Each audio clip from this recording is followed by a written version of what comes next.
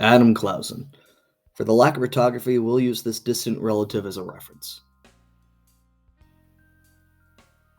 Adam Clausen lived in some farmland in Germany, just doing his thing for a while. He met up with a lucky gal and managed to knock out a whopping 21 children. My man. Unfortunately, for it being the mid to late 1800s, most of them kind of kicked the boot. Child mortality rate was quite high at that point. But being the real man that he was, he survives disease and all of that junk and gets a call from a fun little place right now called Russia. We acknowledge what's all going on right now.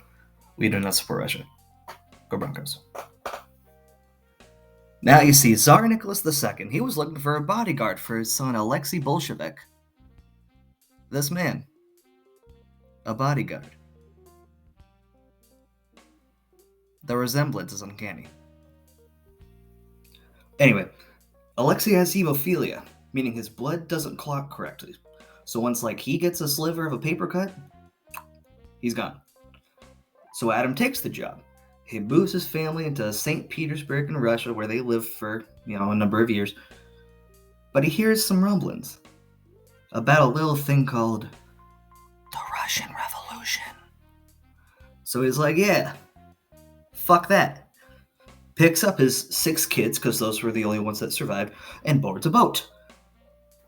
So he sails across the sea on his boat called the Hanover, or the Hanover, I'm not sure. But on their way, they get a pretty special call. The Titanic calls, and they go, hey, our basement's flooding pretty fast. And our guys are like, a little too far. They're like, their journey continues. One of the kids dies, and they arrive in the most wonderful city in the country, Philadelphia. We're gonna skim past the kid bit. That's not really that important. So they arrive in Philly. Once they get there, they replace the EN at the end of the name with an extra S. And while living in Pennsylvania, they raise money in the streets by using this thing. It's called a hammer dulcimer. Don't worry, no one else knows what it is either.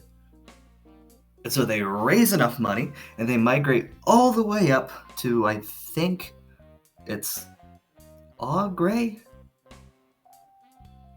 North of Bay City. One of Adam's sons, Adam Jr., he goes on to have a son named Ed, who would have a daughter named Tony, who would have a daughter named my mom, and